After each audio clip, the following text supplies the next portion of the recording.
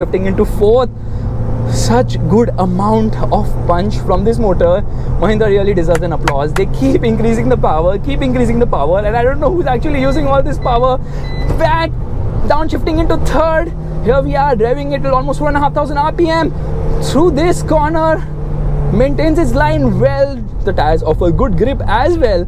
So guys, I can do this endlessly, day in and day out, because I really like driving, and I also like driving on the track, and I also like this XUV.